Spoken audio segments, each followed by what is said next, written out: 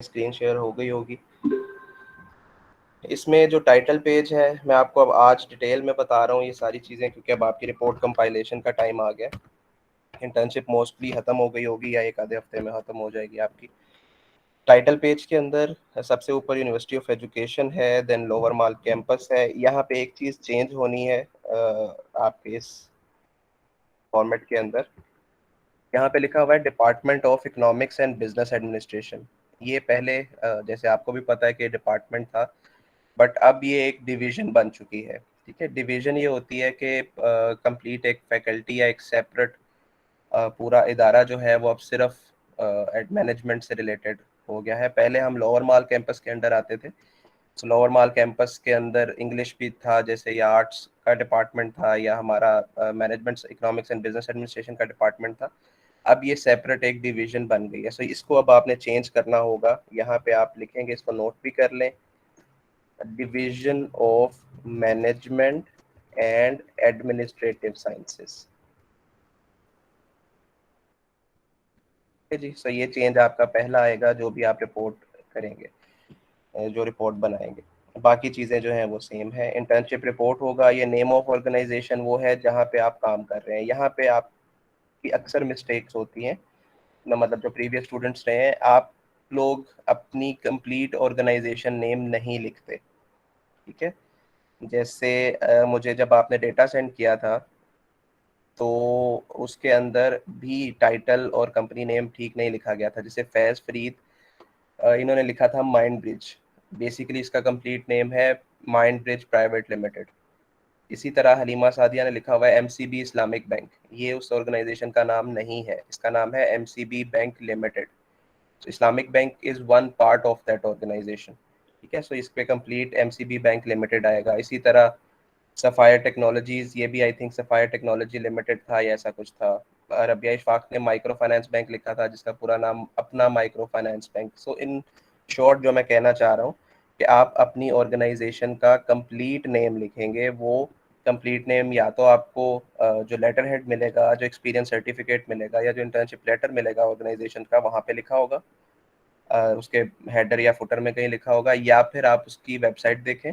उसकी वेबसाइट के about us या कॉन्टैक्ट अस में जाएंगे तो कंप्लीट नेम कहीं से भी सर्च करें, या कंपनी में भी आप काम कर रहे हैं तो कंपनी से पूछ लें, उसका जो कंप्लीट नेम है वो आपने लिखना है। अगर आप ऐसा नहीं करेंगे तो रिपोर्ट आपको एडिट करनी पड़ेगी, मतलब प्रिंट होने के बाद आपको दोबारा से उसको प्रिंट करवाना पड़ेगा, पैसे भी ज़ाया होंगे, टाइम भी ज़ाया होगा और मार्क्स भी कटेंगे।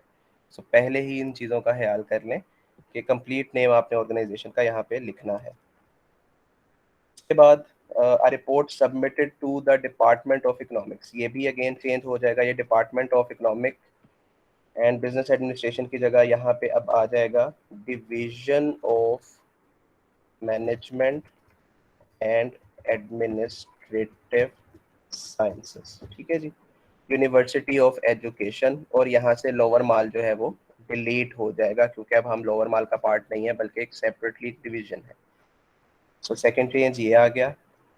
बाकी जो है वो एज इट इज़ रहेगा। सबमिटेड बाय में आपका कंप्लीट रोल नंबर आएगा। यहाँ पे भी आपने एंड वाले 4 डिजिट वगैरह नहीं लिखने, कंप्लीट रोल नंबर लिखना है, जो BSF 170 या 160 या 180 जो भी कंप्लीट आपका रोल नंबर होगा। इसी तरह नेम लिखना है। सेशन आपका 2017-21 है, जो रिपीटर्स हैं उनका 18-22 होगा, सॉरी 16-20 होगा, या जो भी आपका रिस्पेक्टिव सेशन है वो यहाँ पे आएगा।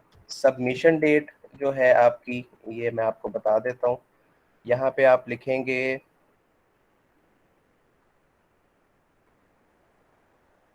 10 सितंबर। ठीक है, आपने जमा पहले करवानी है ये मैं आपको बता दूंगा, बट जो सबमिशन डेट आपने लिखनी है दैट विल बी 10 सितंबर। इसको नोट कर लें, बाकी जो फेलोज नहीं है उनको भी बता दें। अगेन जो भी मिस्टेक होगी आपके पैसे ज़ाया होंगे, मार्क्स भी कटेंगे, तो ये सारा जो डेटा आपने लिखना है ये एक ही दफ़ा ठीक होगा। सबमिशन डेट विल बी 10 सितंबर 2021। ये आपका टाइटल पेज हो गया। अब ये जो टाइटल पेज है ये एक तो आपकी बाइंडिंग के अंदर आएगा, यानी कि पेज की सूरत में होगा। पेज की सूरत में होने से मतलब है जैसे आपकी बाकी रिपोर्ट होगी उसी तरह एक पेज ये भी लगा होगा। और दूसरा जो ये टाइटल पेज आपकी बाहर जिस जो बाइंडिंग के ऊपर प्रिंट होता है, आपने इंटर्नशिप रिपोर्ट देखी होगी, मेरे ऑफिस में पड़ी होती है, और अगर नहीं देखी तो आप लाइब्रेरी चले जाएं, अपनी लाइब्रेरी के अंदर इंटर्नशिप रिपोर्ट मौजूद है। सो ग्रीन बाइंडिंग होती है ये, और उसके ऊपर प्रिंटेड या एम्बोस्ड चीज़ें होती हैं। सो ये टाइटल पेज दो होंगे, एक टाइटल पेज आपका पेज की सूरत में होगा जो रिपोर्ट के अंदर लगेगा, और दूसरा टाइटल आपका प्रिंट होगा जो बाइंडिंग के ऊपर प्रिंट होगा। बाइंडिंग के ऊपर ये जो 4 लाइंस लिखी हैं, a report submitted to the division of management, ये जो मैं हाईलाइट भी कर रहा हूँ, ये वाली चीज़ शायद आपके पास इसमें हाईलाइट ना हो रही हो, लेकिन ये जो ये चीज़ है, 4 लाइनें जो लिखी हुई हैं रिपोर्ट सबमिटेड वाली, ये सिर्फ पेज के ऊपर आती हैं, ये बाइंडिंग के ऊपर नहीं आती। ठीक है, सो बाकी सारा पेज सेम रहेगा, बाइंडिंग के ऊपर भी और पेज की सूरत में भी, लेकिन जब आप बाइंडिंग की बात करेंगे तो ये 4 लाइंस जो है रिपोर्ट सबमिटेड टू, ये सिर्फ पेज के ऊपर आएंगी। रिपोर्ट के ऊपर, रिपोर्ट के जो टाइटल पेज है वो है, या बाइंडिंग का जो बाहर गत्ता होगा या जो भी उसकी शेप होगी, उसके ऊपर ये 4 लाइंस नहीं आएंगी, बाकी सारी चीज़ें सेम रहेंगी। सो ये आपका टाइटल पेज हो गया। यहाँ तक कुछ नहीं समझ आया, कोई क्यूरी है तो मुझसे पूछ लें।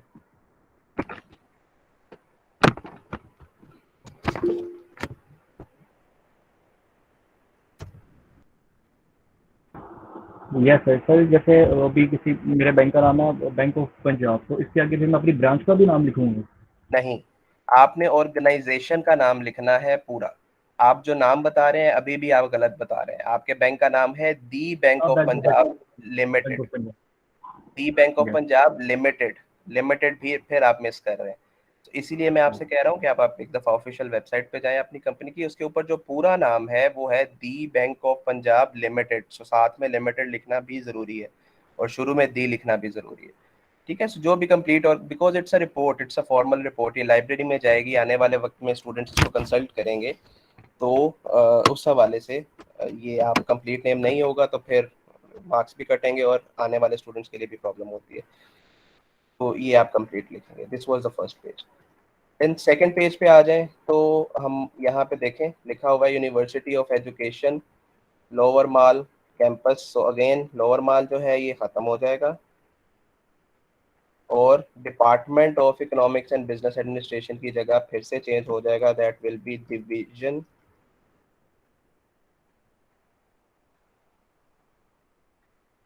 Of management and administrative sciences.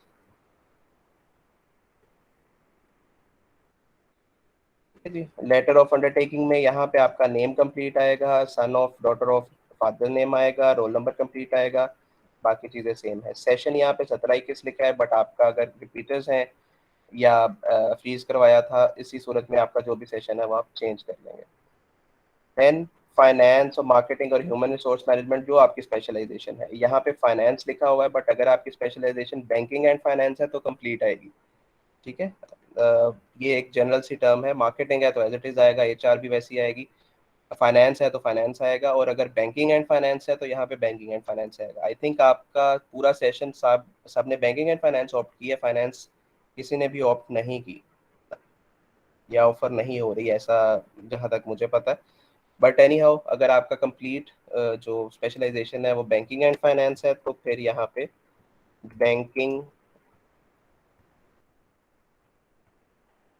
And finance आ जाएगा।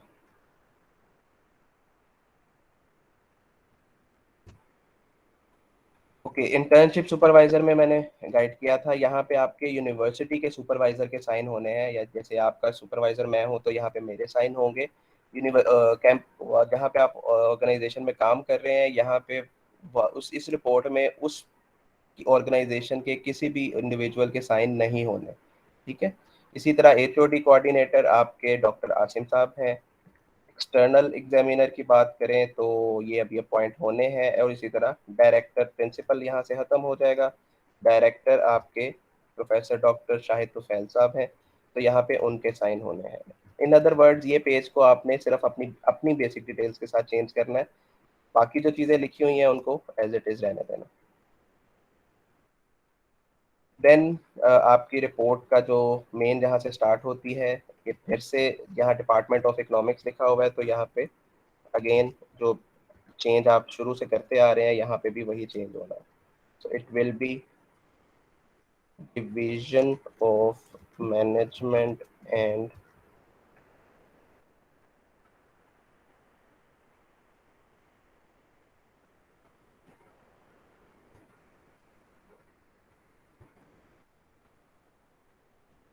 साइंसेज लोअर माल यहाँ से ख़त्म हो जाएगा. इंटर्नशिप रिपोर्ट फॉर्मेट बाकी चीज़ें जो हैं वो वही हैं. टाइटल पेज आपको मैंने बता दिया. Letter of undertaking as it is लगेगी. Scanned copy of internship certificate, ये जो ऑर्गेनाइजेशन आपको देगी यहाँ पे कॉपी लगेगी इसकी. अगर आपके पास सबमिशन डेट तक, यानी कि 10 को अगर मैं सबमिशन डेट आपको बता रहा हूँ और उससे पहले 1-2 दिन आप देंगे तो बाइंडिंग होगी. इस हवाले से अगर आपका लेटर अभी तक नहीं मिला तो एक ब्लैंक पेज दरमियान में छोड़ दें, ताकि जब आपको लेटर मिले तो उसकी कॉपी आप गम स्टिक के साथ पेस्ट कर सकें. वाइवे वाले दिन आप, अगर आपका लेटर रिपोर्ट में नहीं लगा हुआ तो आप गम स्टिक अपने साथ लेके आएँ, ताकि उसको आप उसी टाइम गम के साथ उस ब्लैंक पेज पे जो आपने छोड़ा होगा पेस्ट कर सकें. ठीक है, स्टेपल नहीं होना, गम स्टिक आपके पास मौजूद होनी चाहिए ताकि उस वक्त पर हैसल ना हो.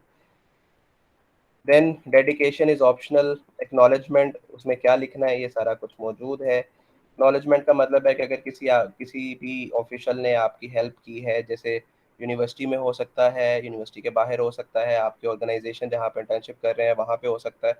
सो if you want to dedicate the things तो वो डेडिकेशन में आ जाएंगी. और अगर आप ये एक्नॉलेजमेंट तो है कंपल्सरी पार्ट है.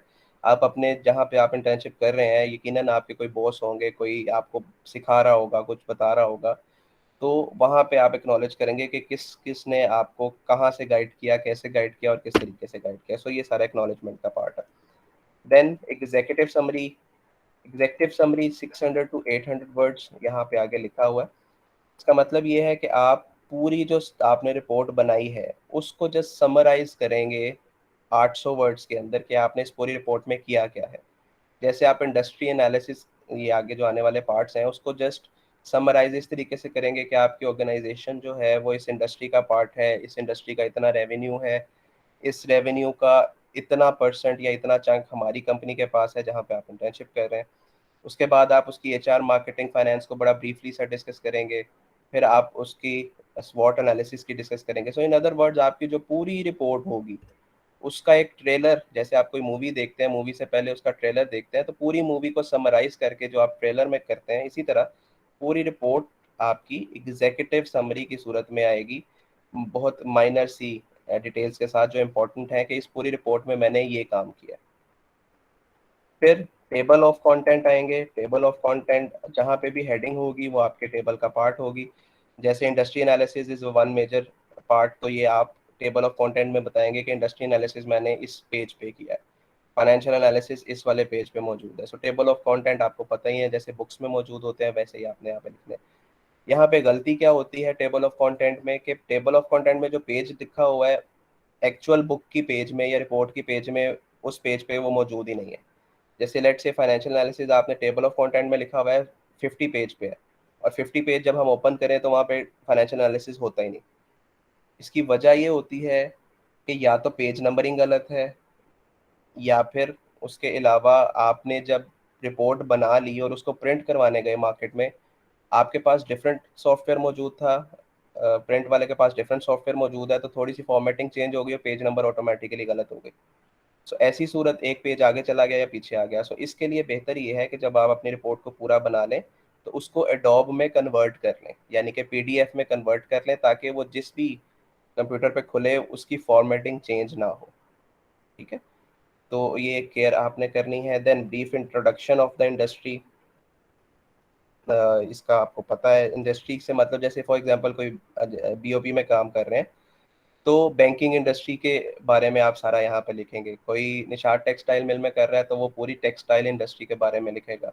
कोई डीजी हान सीमेंट में कर रहा है तो वो सीमेंट इंडस्ट्री के बारे में लिखेगा. सो जो जिस भी इंडस्ट्री से रिलेटेड आपकी कंपनी है, यहाँ पे आप उसका पूरा एनालिसिस करेंगे या उसके बारे में इंट्रोडक्शन देंगे, और कितना देंगे ये आगे लिखा हुआ है 400 to 500 वर्ड्स. रिपोर्ट के हवाले से कुछ स्टूडेंट्स ये पूछ रहे थे कि कितने पेजेस की होनी चाहिए, तो यहाँ पे पेजेस आइडेंटिफाइड नहीं है. नॉर्मली अगर आप ये वर्ड्स की रिक्वायरमेंट्स को पूरा करेंगे तो आपकी 60 to 70 पेजेस की रिपोर्ट बनेगी।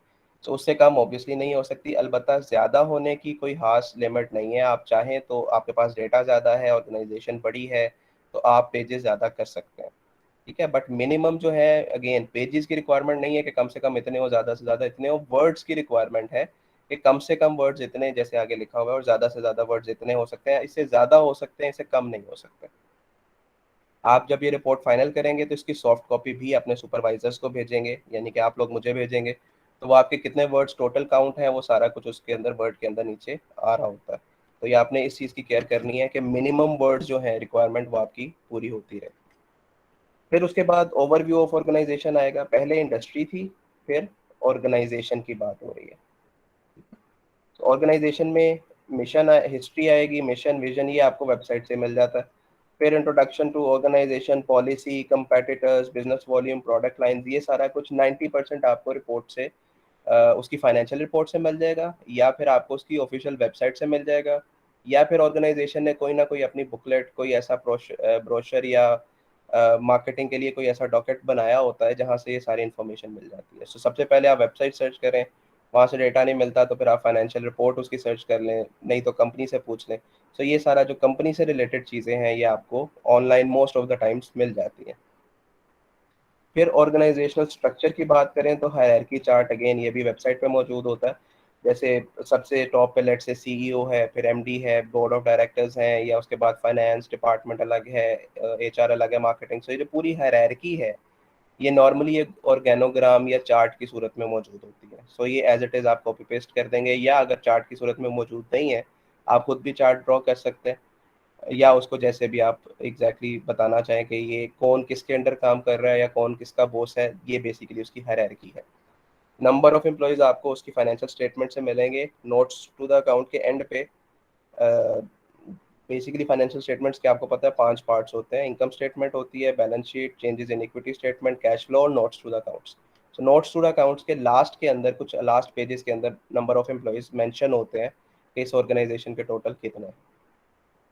फिर मेन ऑफिस, जिसको हम हेड ऑफिस कह देते हैं, या brief introduction of all departments और कमेंट्स और ऑर्गेनाइजेशनल स्ट्रक्चर, ये वो पार्ट है जिसमें आपने पूरी ऑर्गेनाइजेशन की हायरार्की को डिस्क्राइब करना है, उसके तमाम डिपार्टमेंट्स को बताना है, उन डिपार्टमेंट्स की वर्किंग क्या है उसको ब्रीफ करना है। जैसे फाइनेंस डिपार्टमेंट क्या काम करता है, अकाउंट्स क्या काम करता है, मार्केटिंग, एचआर, ये सारी चीज़ें लिख के। और लास्ट में कमेंट का मतलब यह है कि आपने बताना है कि क्या ये ऑर्गेनाइजेशन का जो स्ट्रक्चर है ये ठीक है, या आपको लगता है इसमें कुछ चेंजेस की ज़रूरत है, ठीक है। इसके बाद आप आ जाएं प्लान ऑफ योर इंटर्नशिप पे। ये जो रेड पार्ट है सारा, इसको आपने डिलीट कर देना है, ये सिर्फ आपकी इंफॉर्मेशन के लिए है कि आपने काम कैसे करना है। फिर जब प्लान ऑफ इंटर्नशिप के ऊपर हम जाते हैं तो सबसे पहले आप brief introduction of the branch और area of the organisation where have you done your internship. That means कि आप ऑर्गेनाइजेशन में तो बहुत से डिपार्टमेंट्स होंगे, लेकिन आप जिस डिपार्टमेंट में काम कर रहे हैं, या आप जिस ब्रांच में काम कर रहे हैं, या आप जिस भी एरिया में काम कर रहे हैं, यहाँ पे उसकी डिटेल्स आएंगी। जैसे BOP is the organisation name, पहले इससे पहले हम सारा ऑर्गेनाइजेशन का काम कर रहे थे। अब थोड़ा सा आप स्पेसिफिक हो जाएंगे उस जगह पे जहाँ पे आप काम कर रहे हैं। लेट्स से आप गार्डन टाउन ब्रांच बीओपी में काम कर रहे हैं, तो यहाँ पे उसकी डिटेल्स आएंगी। Starting and ending date of your internship, ये आपके लेटर हेड के ऊपर जो भी डेट्स होंगी ये उससे मैच करनी चाहिए। ऐसा ना हो कि लेटर हेड या एक्सपीरियंस सर्टिफिकेट पे डिफरेंट डेट्स हो और यहाँ पे आपने डिफरेंट टाइप की हो। सो ये आपने वेरीफाई करनी है। फिर उसके बाद name of the department in which you got training and duration of your training, ये वही है जहाँ पे आप काम कर रहे हैं। फिर ट्रेनिंग प्रोग्राम, अब ये जो आपने समरी दी है 11th पॉइंट में, 12th पॉइंट में उसकी सारी डिटेल्स एक्सप्लेन करनी है कि आपको क्या काम मिला। सबसे पहले तो आपका डिपार्टमेंट काम करता क्या था, वो सारी डिटेल्स आपने लिखनी है। फिर उस पूरे काम में से आपने क्या काम किया, सेकंड पोर्शन आपने वो लिखना है। प्रेफरेबली ये है कि डेली डायरी रिपोर्ट के फॉर्मेट में लिखें। जैसे लेट से 13 अगस्त को आपको ये काम था, 14 को ये था, 15 को ये था, 16 को ये था। अगर आपके काम सिमिलर हैं, जैसे जो स्टूडेंट्स जॉब कर रहे हैं उनका काम डेली डिफरेंट नहीं होता, बल्कि वो डेली एक ही टास्क परफॉर्म करते हैं, सो ऐसी सूरत में वो अपनी जॉब रिस्पॉन्सिबिलिटीज एक ही दफ़ा लिख देंगे। बट कुछ स्टूडेंट्स ऐसे हैं जिनको मुख्तलिफ डिपार्टमेंट्स विजिट करवाए होंगे, हो सकता है कभी फाइनेंस में बिठाया हो, कभी अकाउंट्स में बिठाया हो, कभी ऑडिट में बिठाया हो, या कभी एडमिन में बिठाया हो। सो जो डिफरेंट डिपार्टमेंट्स में अगर आपने काम किया है तो फिर आप डेली डायरी रिपोर्ट की फॉर्मेट में वो सारी चीज़ें लिखेंगे। यहाँ तक कोई क्वेश्चन है तो पूछ लो पहले।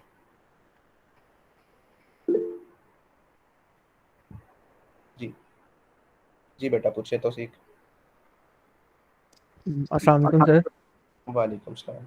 जी सर, मेरा ये क्वेश्चन था कि मैंने ना अपनी फर्म से जो है उनकी फाइनेंशियल रिपोर्ट्स और बैलेंस शीट्स के बारे में जहाँ पूछा था, तो सर उन्होंने सिंपली मना कर दिया कि वो हमारा कॉन्फिडेंशियल डाटा है, वो हम इंटरनी को प्रोवाइड नहीं करेंगे। तो सर मैं उसके लिए फिर अब क्या करूँ?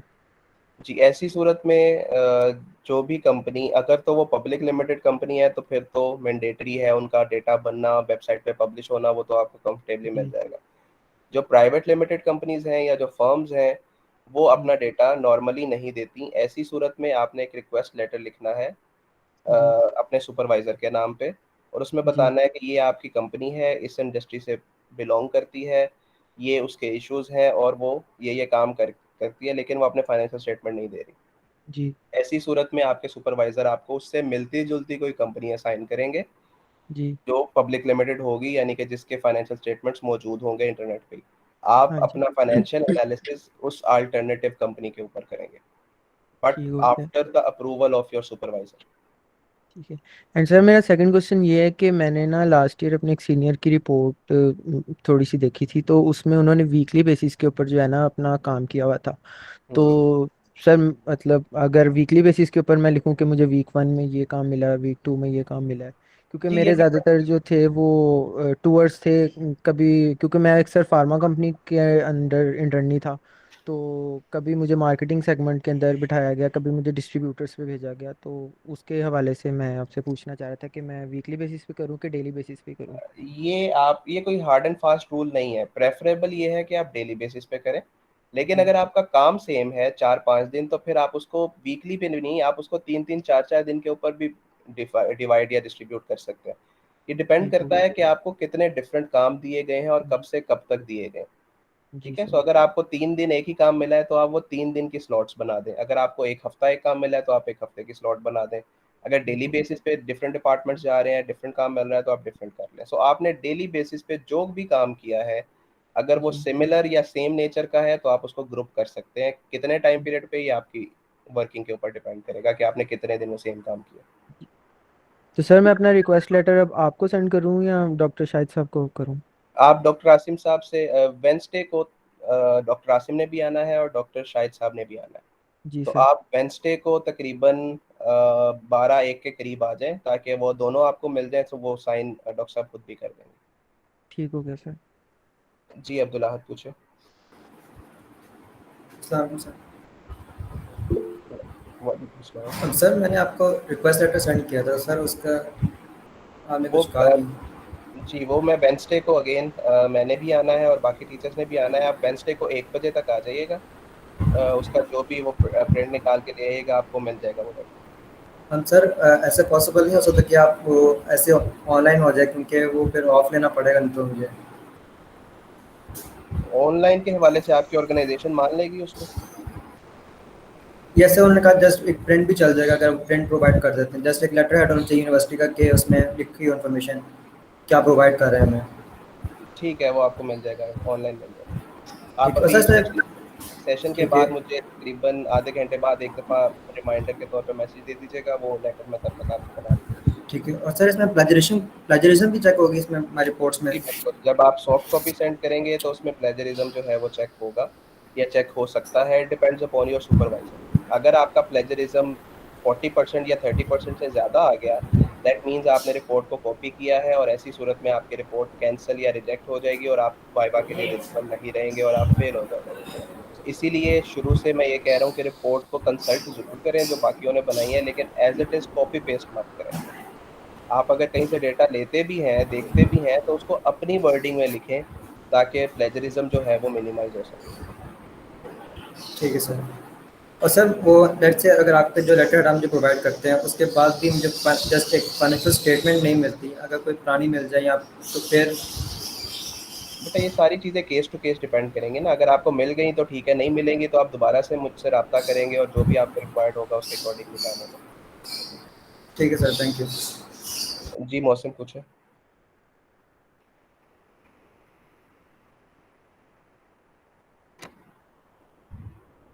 Okay, coming forward 13th point में एचआर से रिलेटेड डेटा है। यहाँ पे जो भी आपका कोई सर मैंने क्वेश्चन ये है? पूछना था कि या सर मैंने ये पूछना था कि अगर 2020 का फाइनेंशियल डाटा नहीं है और 2019 का अवेलेबल है नेट पे, तो हम वो पिक कर सकते हैं? कंपनी क्या है आपकी? सर आपकी बीओपी।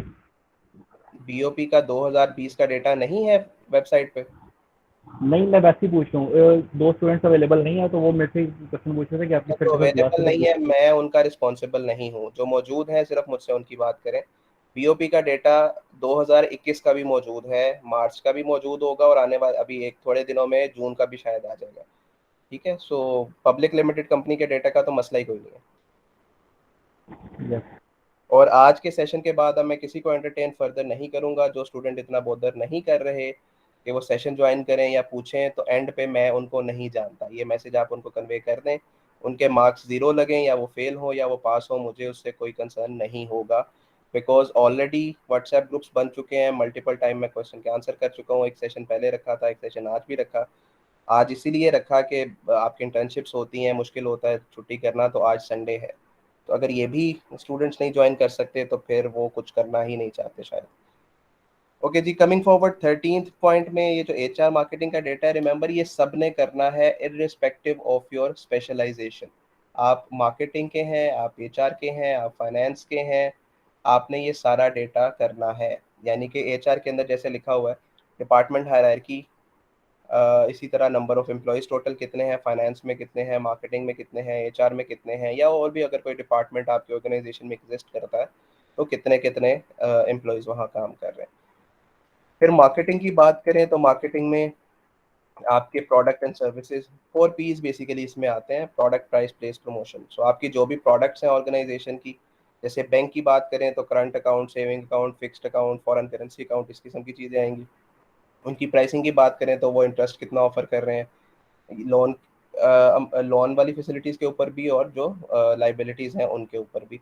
डिस्ट्रीब्यूशन चैनल से मतलब ये है कि क्या उनका वे ऑफ कम्युनिकेशन है, या वो किस तरीके से अपने कस्टमर्स तक पहुंचते हैं, या जो पूरा एक नेटवर्क या सप्लाई चेन आप कह लें, ये सारा कुछ इसमें आएगा। और फिर एडवर्टाइजमेंट से रिलेटेड प्रमोशन के अंदर आएगा। अगर कोई टेक्सटाइल रिलेटेड कंपनी है, सीमेंट है, या जैसे बैंक नहीं है, तो उनकी प्रोडक्ट्स भी ऑब्वियसली कोई ना कोई होंगी जो वो बेच रहे होंगे। इसी तरह उनकी भी कोई प्राइसिंग होगी, उनकी भी कोई डिस्ट्रीब्यूशन का चैनल होगा, और उनकी भी प्रमोशन का कोई मेथड होगा। सो वो सारी चीज़ें 14th नंबर पॉइंट में आएंगी। फिर 15th की बात करें तो रिक्रूटमेंट, सिलेक्शन, ट्रेनिंग, यही बेसिक 4 चीज़ें होती हैं कि सबसे पहले आपको क्या ज़रूरत है ऑर्गेनाइजेशन में एम्प्लॉयज़ की, तो उसके लिए कोई ऐड वगैरह आती है। फिर उसके बाद उनका कोई क्राइटेरिया होता है कि हम टेस्ट लेंगे या इंटरव्यू लेंगे, फिर सिलेक्शन होगी, तो ये सारा प्रोसीजर इसमें लिखना है। फिर जो बंदे हायर हो जाते हैं ऑब्वियसली उनको ट्रेन करना होता है कि उन्होंने काम कैसे करना है। फिर उनकी परफॉर्मेंस अप्रेजल्स होती हैं कि किसको प्रमोट करना है, किसको प्रमोट नहीं करना, किसको इंक्रीमेंट देना है। सो ये जो सारी चीज़ें हैं ये एचआर में आती हैं, तो ये भी इसमें लिखनी है। एंड लास्ट में 16 नंबर पॉइंट में फाइनेंशियल एनालिसिस, इसमें जो लेटेस्ट अवेलेबल फाइनेंशियल स्टेटमेंट्स हैं उसका फाइनेंशियल एनालिसिस करना है। इसमें हॉरिजॉन्टल एनालिसिस और वर्टिकल एनालिसिस आता है, और ये इररिस्पेक्टिव ऑफ योर स्पेशलाइजेशन है। एचआर है तब भी करना है, मार्केटिंग है तब भी करना है। ठीक है, अलबत्ता जो नेक्स्ट पॉइंट है दैट इज 17 के अंदर ये क्रिटिकल एनालिसिस है। ये सिर्फ आपने अपनी स्पेशलाइजेशन के अकॉर्डिंग करना है। ये पॉइंट अगर जैसे यहाँ पे पहले लिखा हुआ है फॉर मार्केटिंग स्पेशलाइजेशन ओनली, तो ये जो पॉइंट है ये मार्केटिंग अगर आपकी स्पेशलाइजेशन है तो आपने सिर्फ ये वाला पार्ट करना है, एचआर और आगे फाइनेंस वाले को छोड़ देना है। और इसी तरह अगर आप एचआर वाले हैं तो मार्केटिंग फाइनेंस छोड़ देना है, और अगर फाइनेंस वाले हैं तो एचआर और मार्केटिंग को छोड़ देना है। इसके अंदर चीज़ें ऑलरेडी मौजूद हैं, क्या क्या कुछ आपने लिखना है। फाइनेंशियल एनालिसिस 3 years का लिखना है, या competitive analysis with other institution of same industry. यहाँ पे आपने कंपैटिटर का एनालिसिस भी करना है। जैसे फॉर एग्जांपल मैं कहता हूँ आपकी कंपनी है निशार टेक्सटाइल मिल्स लिमिटेड, तो एक तो आपने अपनी कंपनी का तो 3 साल का करना ही करना है। उसके बाद आपने इसके कंपेटिटर का भी करना है, लेट्स से सफायर टेक्सटाइल्स का। तो आपने कंपेयर करना है अपनी ऑर्गेनाइजेशन का और अपने कंपेटिटर की ऑर्गेनाइजेशन का भी फाइनेंशियल एनालिसिस करके उनको आपस में कंपेयर करना है, और फिर बताना है that which company is better than the other.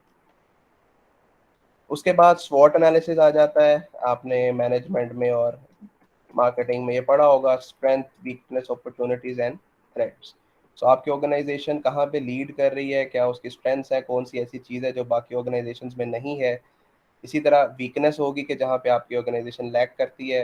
Opportunities का मतलब है आने वाले वक्त में, फ्यूचर में कहाँ पे इसके पास एक ऐसा रूम मौजूद है जहाँ पे अपनी सेल्स बढ़ा सकती है, प्रॉफिटेबिलिटी बढ़ा सकती है।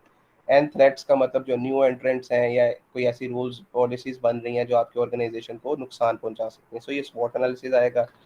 फिर कंक्लूजन और रिकमेंडेशन। कंक्लूजन मींस वो पूरा एक डिटेल्ड आपने जो एनालिसिस किया होगा, दैट विल बी कंक्लूजन। और उस कंक्लूजन की बेस पे आपको लगता है कि कंपनी में अगर कुछ चेंज किया जाए तो वो बेहतर हो सकती है। सो एंड पे आप उसको रिकमेंड करेंगे कुछ चीज़ें, जैसे स्टाफ की टाइमिंग ठीक नहीं है, उनको ट्रांसपोर्ट फैसिलिटी नहीं दी जा रही, या कोई प्रोडक्ट ऐसी है जो आपको लगता है ये फ्रूटफुल नहीं है, इसको ख़त्म कर देना चाहिए, कोई नई प्रोडक्ट बना लेनी चाहिए। सो वो सारी चीज़ें रिकमेंडेशंस में आएंगी।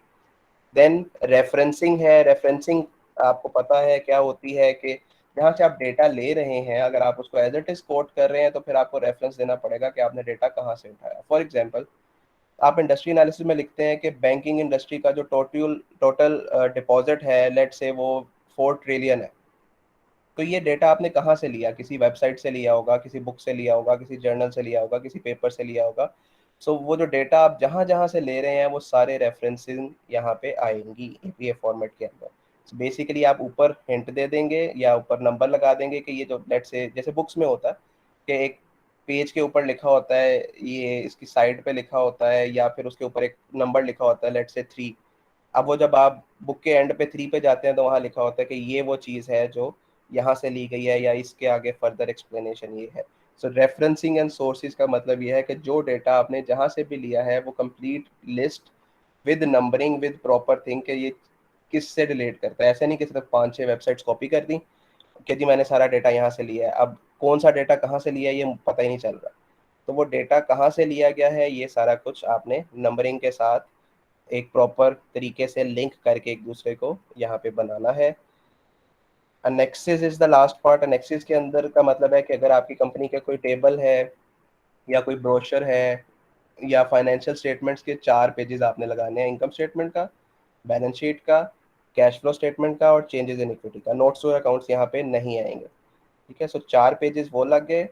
बाकी कोई ब्रोशर आप लगाना चाहें तो वो लगा लें। कोई जैसे बैंक का अकाउंट ओपनिंग फॉर्म हो सकता है, आप वो लगा सकते हैं।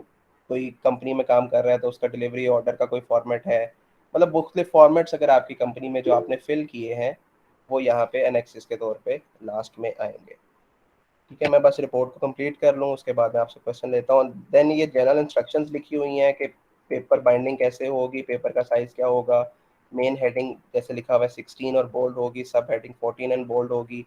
ये रिपोर्ट जस्टिफाइड होगी। जस्टिफाइड का मतलब है कि ये कोई लाइन स्टार्ट से शुरू होकर एंड तक, मतलब आप कंट्रोल ऑल करके कंट्रोल जे करेंगे तो वो जस्टिफाई हो जाएगा, या ये ऊपर 4 लाइन्स बनी होती हैं यहाँ पे ये जस्टिफाई हो जाता है। सो आपकी रिपोर्ट किस तरीके से कंपाइल होके लास्ट में कैसे होनी है ये सारा कुछ ये जनरल इंस्ट्रक्शंस में लिखा हुआ है। सो ये आपकी टोटल रिपोर्ट का फॉर्मेट है जिसके मुताबिक आपने बनानी है। अब क्वेश्चंस हैं तो वो आप पूछते रहें। जी तो सीख पूछे। सर मेरा क्वेश्चन था कि आपने एनेक्सिस में पूछा है कि ब्रोशर्स वगैरह लगाने हैं, जी, तो सर वो ब्रोशर्स प्रिंट करवा के लगाने हैं कि एज इट इज़ ही हम अपनी एज इट रिपोर्ट इज में भी लगाएं? आप लगा सकते हैं अगर वो उस रिपोर्ट के फॉर्मेट के मुताबिक है। जैसे अगर कोई बहुत बड़ा ब्रोशर है, A3 साइज का है, लीगल जी, पेपर के साइज का है, तो फिर आप उसको फोटोकॉपी करवा के ठीक। A4 के मुताबिक ले आए। और अगर वो ऑलरेडी A4 के अकॉर्डिंग है तो आप एज इट इज भी लगा सकते हैं।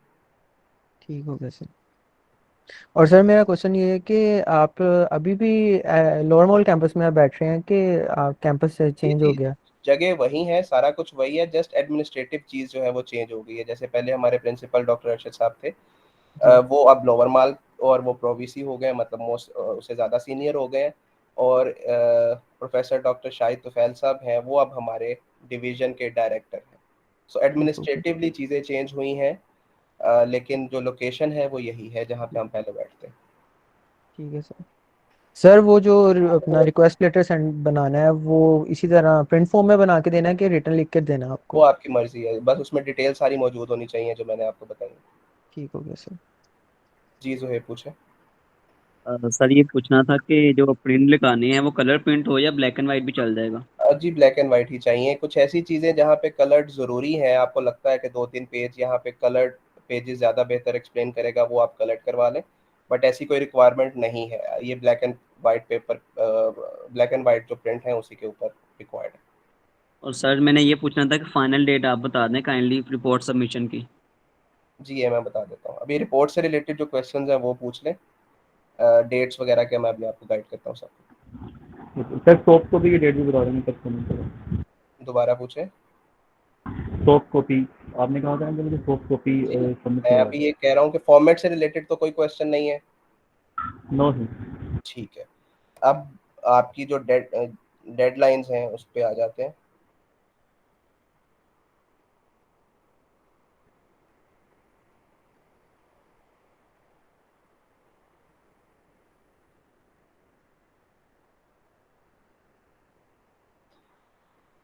ओके जी, आज इट्स 29th टुडे।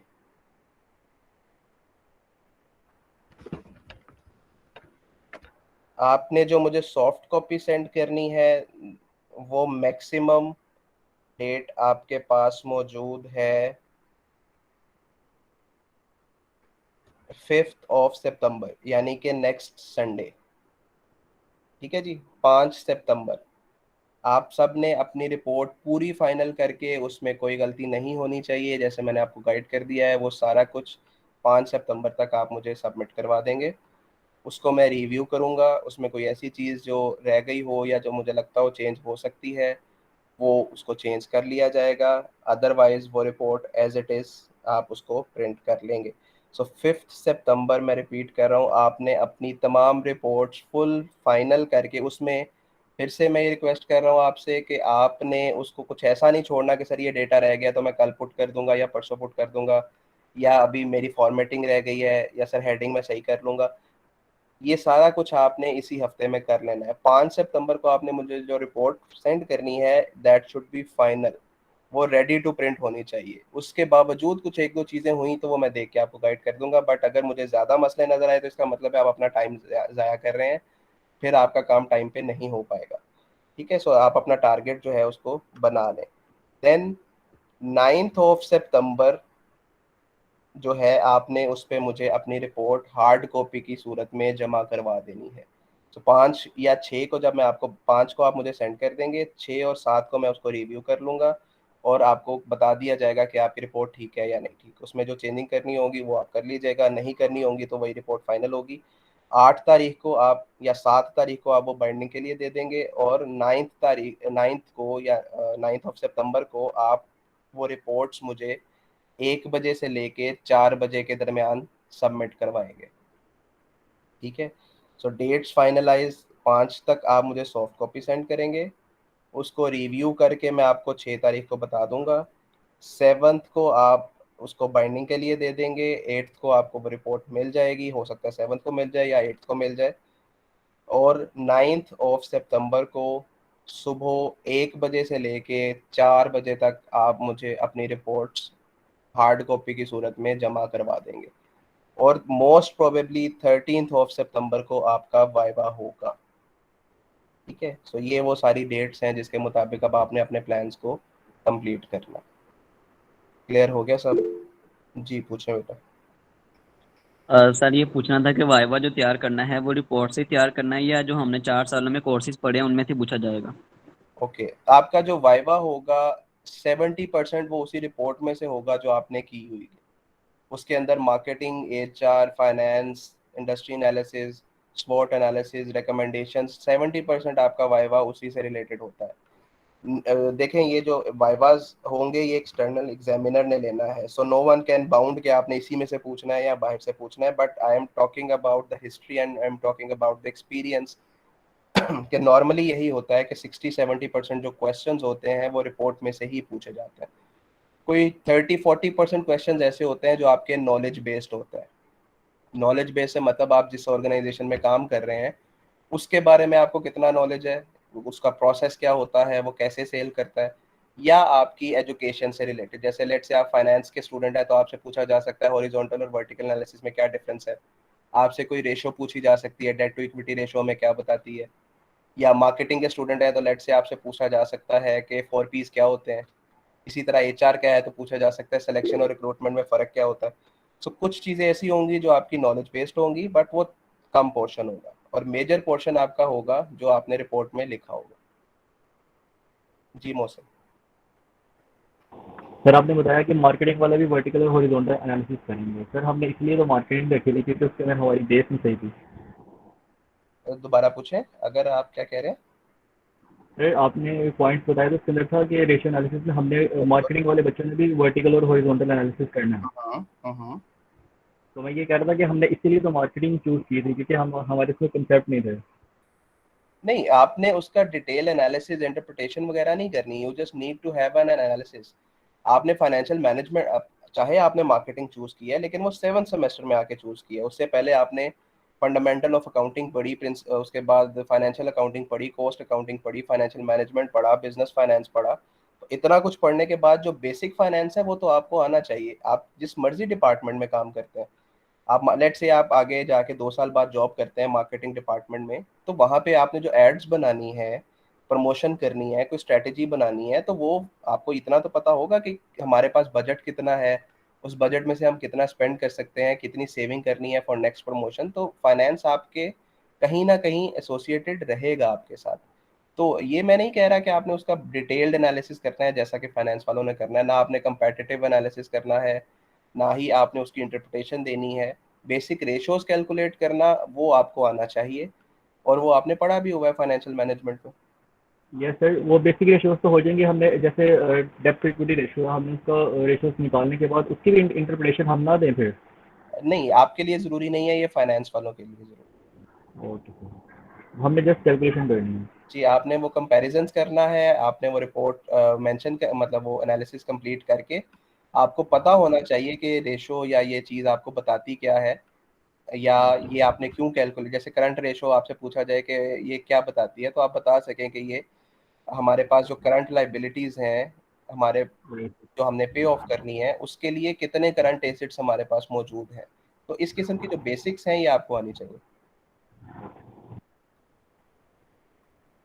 जी, इसके अलावा कोई क्वेश्चन जी आहत। सर जो वाइवा है हमारा जस्ट सिंपल वाइवा है, या पे इसमें कोई प्रेजेंटेशन भी हमने कोई प्रेजेंट भी करना है कुछ? नहीं, ये वाइवा होगा, एक्सटर्नल एग्जामिनर्स मौजूद होंगे, 1 बाय 1 आप लोगों को टाइम या स्केजुअल भी दिया जाएगा। आप अपने टाइम पे आएंगे, और उस टाइम के ऊपर एक्सटर्नल एग्जामिनर आपसे it's a kind of viva, 1-to-1 sitting होगी, और आपसे क्वेश्चन पूछे जाएंगे, प्रेजेंटेशन वगैरह नहीं है। और आपकी जो ड्रेसिंग होगी उस दिन, that will be formal dressing, preferably 3 piece, या सॉरी 2 पीस। दैट मीन्स कि आप टाई और कोट के साथ आएंगे। इन केस आप कोट नहीं पहनना चाहते तो मिनिमम रिक्वायरमेंट होगी the dress pant, shirt and a tie. So क्योंकि ये फॉर्मल सारा प्रोसेस है, तो आपकी ड्रेसिंग भी फॉर्मल ही होगी उसमें, लेकिन प्रेजेंटेशन वगैरह नहीं है सच।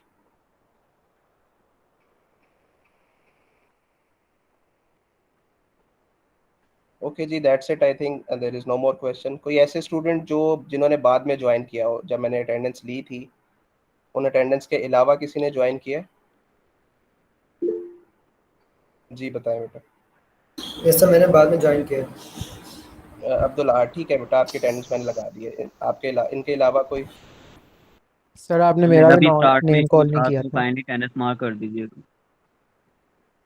जुहेब और सेकंड तौसीक, आप दोनों डॉक्टर शाहिद साहब के जी सर। अंडर हैं? ठीक है, आप जी सर। आपकी भी हो गई है।